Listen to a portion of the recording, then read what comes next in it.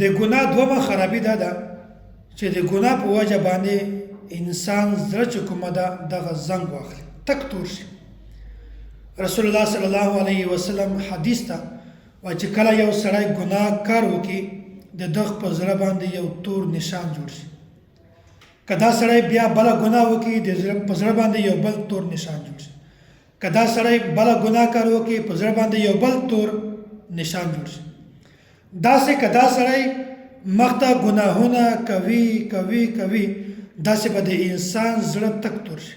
دی توبه نه وباسي بغیر به توبې نه ګناهونه کوي نو داسې وخت به راشي چې دا د انسان زړه دا به زنګ واخلي. چې کله د انسان زړه زنګ واخلي بیا به ګورئ د انسان زړه داسې شي چې هغه به حق خبرې تسلیمولو ته اخیستلو صلاحیت نه وي پکې. په زړه کې به دا صلاحیت نه وي چې دا خبره حق ده او که دا خبره حق ده. د صحیح خبرې اخیستلو صلاحیت به نه وي پکې. د صحیح خبرې ادراک حس دا به د انسان ختم شي. بیا به انسان همیشه د ګناهو عادت جوړ شي، همیشه به ګناهونه کوي، دته به ادراک هم نه وي ځکه چې زړه یې داسې جوړ شوی ده چې زړه ته د دې خبرې پته هم نشته چې دا نیک کار ده که دا غلط کار ده. دا د ګناه بله خرابي ده. مثال دا ده مثلا په دنیا کې یو شی داسې دی چې هغه زنګ واخلي نو مارکیټ ریټ مطابق د یخ شي ریټ هم کمیږي او هغه شی چې تر څو پورې زنګ تازه نه لري کړی نه وي نو هغه شی په صحیح طریقه باندې قابل استعمال هم نه وي. صحیح طریقه باندې استعمالولی هم نشي. هغه نه بعد به استعمالوي چې کله دغه شي نه بالکل زنګ صفا کړي. نو داسې د انسان زړه دا چې کله زنګ واخلي بیا دا انسان د خپل زړه د حق په لاره کې نشي استعمالولی تر څو پورې چې د توبې په ذریعه باندې د ګناهونو د معافي په ذریعه باندې دا انسان خپل زړه صفا کړی دی. نو دغه انسان چې کله ګناه کوي د ګناه په وجه باندې د انسان زړه زنګ واخلي بیا د حق خبره کله هم نشي تسلیمولی. ګناه مؤمن سړی هم کوي، فاسق سړی هم کوي، خو د مؤمن سړی او د فاسق سړی په ګناه کولو کې فرق ده، ادراک تصور کې فرق ده. مؤمن سړی د ګناه چې کله کوي دا دومره غټه ورته ښکارېږي لکه د ده په سر باندې چې یو غټ غرق شي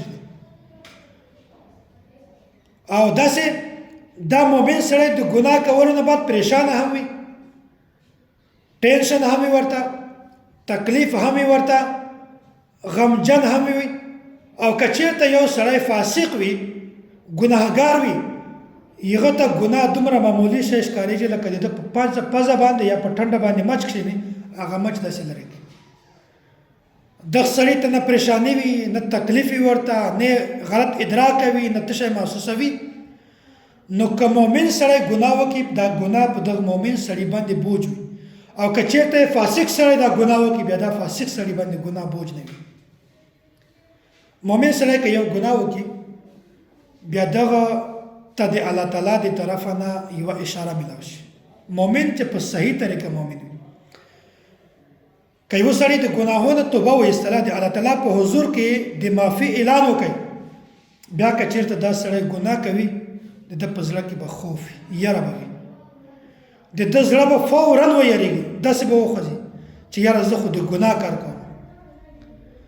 یا یو سړی داسې ده چې ده ته څوک غلطه خبره وکړي یا داسې غلط شی وویني هغه په وجه باندې فورا وپرنجېږي، دته احساس وشي اوهو دا خو د ګناه کار ده.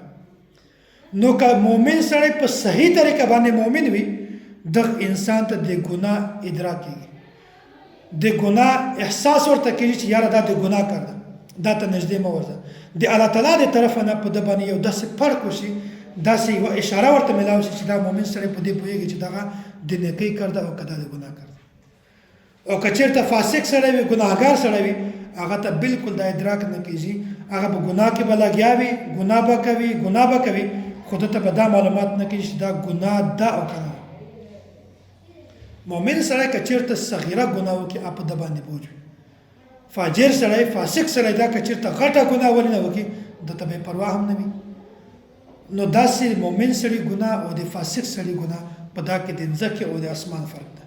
نو دومره خبره ما دلته بیان کړله چې کوم سړی ګناه کوي د ګناه په وجه باندې به د ده په زړه باندې اثرات راځي او که چېرته ګناه زیاته شي دا ګناه دا زړه د ده داسې جوړ شي چې بیا حق خبره تسلیمولی نشي. حق خبره دا کله هم نشي تسلیمولی. مثال دا ده چې دا ګیلاس ته په دې باندې بره پلسټک ولګوي یا څوک داسې لاس کېږدي یا بل شی که په دې باندې څومره ته اوبه تویوي دا ګیلاس ته اوبه نه ورځي. وجه ته شی ده چې هغه لاره بنده. داسې زړه هم داسې ده که چېرته یو سړی ګناه کوي ګناه کولو نه بعد د زړه حق خبره کله هم نشي تسلیمولی بس په دې باندې پرده ولګېږي. نو بنیادي خبره دا ده چې نیک اعمال کوئ او د دې سره سره د توبې ډېر زیات اهتمام